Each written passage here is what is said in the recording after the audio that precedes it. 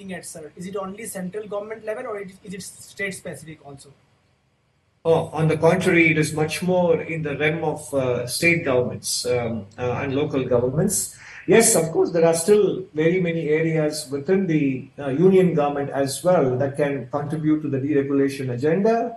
You have the Directorate General of Foreign Trade, you have the University Grants Commission in the education sector, and you have the tax administrations, etc., and agency certification agencies like FSSAI, the Bureau of Indian Standards, all those agencies are there in the union government space as well. But the bulk of the regulations, compliance, and inspection procedures and formalities and expectations of small and medium enterprises come predominantly at the state government level. So between the two, slightly more emphasis as far as the survey is concerned on those state government level of regulations than on the union government side. But it does encompass both of them.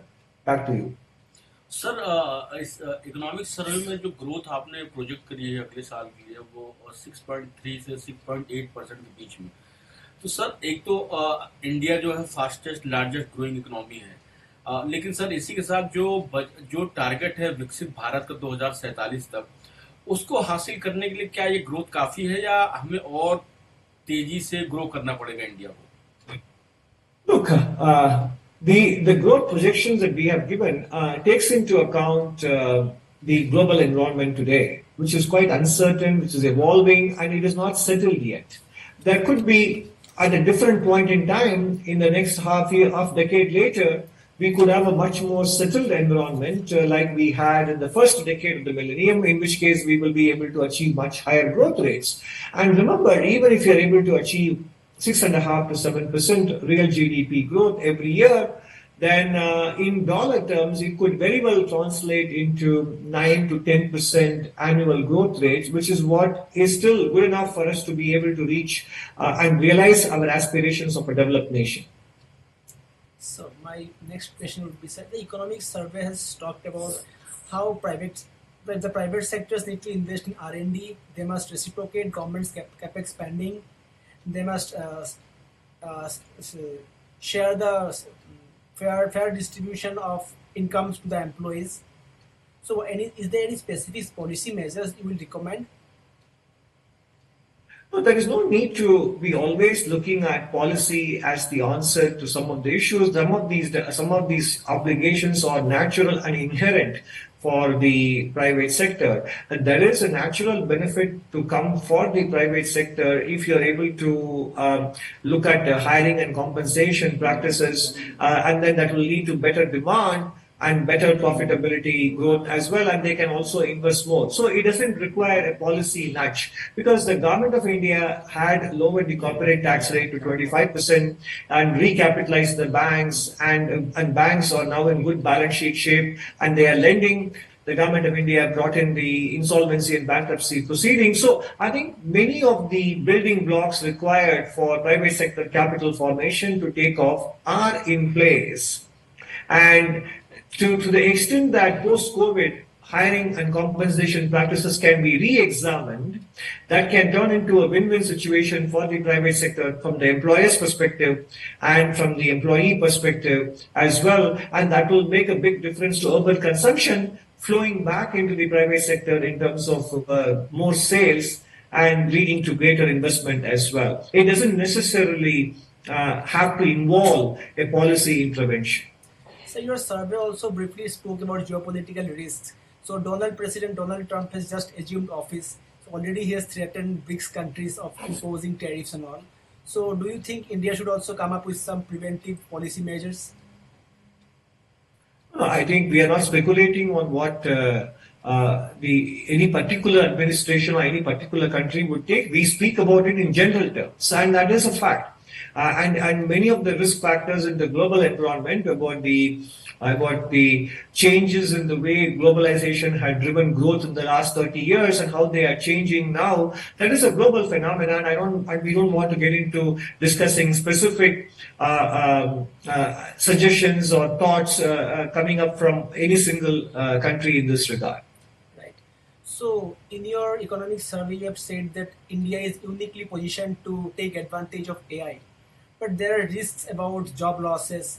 How do you see it? Do you see any kind of balance between technology and the human development side? It is still at an early stage. I think we are not yet reached a point where there is widespread deployment of AI and we can see its implications. Therefore, this is some sort of a prospective and forward-looking chapter. We are not there in terms of not only in India but anywhere in the world. We are not at a point where artificial intelligence deployment has led to extensive job losses. But more importantly, we should not be only thinking in terms of job losses, but also in terms of jobs that may not be created and whether that number would exceed the jobs that will be created with the deployment of technology.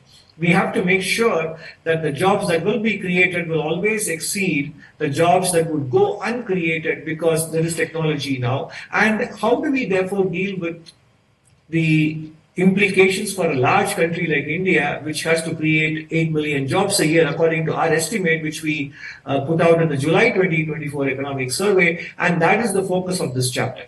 Sir अभी कल हमारे IT minister ने announcement करी थी कि India का AI model आएगा जो दुनिया का सबसे सस्ता मॉडल होगा। और ऐसे ही समय में सर जो डीप सीक का आया है जिसने दुनिया में तमाम डिसरप्शन फैला दिया है, कई कंपनीज की जो है वैल्यूएशन कम हो गई है। इस पर्सपेक्टिव में किस तरह से इंडिया की अनाउंसमेंट आप देखते हैं sir? No, the IT minister has spoken about it, and that is something that India will be pursuing as many other countries do, because we do need a model, as India has demonstrated in the area of space research or nuclear research, etc., where we have been able to put out cost-effective solutions in the Indian context, and which can also be relevant for many other nations. We have done it with respect to the digital public infrastructure as well, which now many countries are willing to emulate. And also the work that we have done with respect to creating Aadhaar is also something other countries are wanting to adapt in their own country. So we have developed cost-effective solutions that could be relevant for several other nations, and that is the angle in which the Honorable IT Minister has spoken. And the issue that we are dealing with in the economic survey is quite different. और deep seek के बारे में sir आपका क्या कहना है? No, I think I don't want to comment on specific developments in this space, and that is still evolving. It is still early days for us to be talking about it. And there's already too much of discussion going on in this space, and I don't have anything to add to that. Sir, my last question. Yeah. Thank you. So, my last question. So, India has been wanting to reap dividend of China plus one strategy, but of late we have seen that we have not been able to achieve what we wanted initially. And today, in your economic survey, also you spoke how we can transition to a greener economy, but India is lacking because India is importing so much inputs from China. So, what can we look ahead, sir? No, China plus one. I think it is too premature to say India has not been able to attract. In fact, India in several areas, whether it is in economic survey talks about how, in terms of air conditioners manufacturing, the PLI has succeeded, and now India is able to meet its needs for air conditioners through domestic production. And the same thing to do with the production of mobile phones. So things are indeed happening, and I think these things are not going to happen overnight, because it is one thing to just attract the main product into India, but it also needs the entire supply chain to move to India.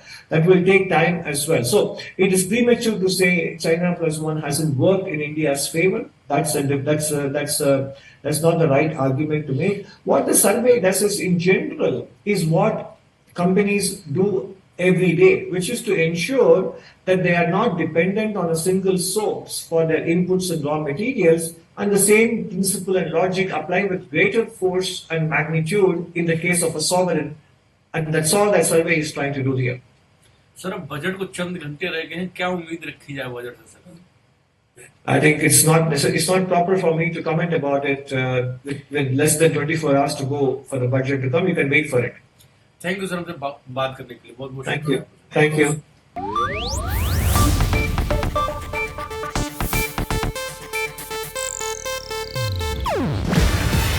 ಇದು Asianet news network ಪ್ರಸ್ತುತಿ. ನೀವು ನೋಡ್ತಿದ್ದೀರಾ Asianet ಸುವರ್ಣ news.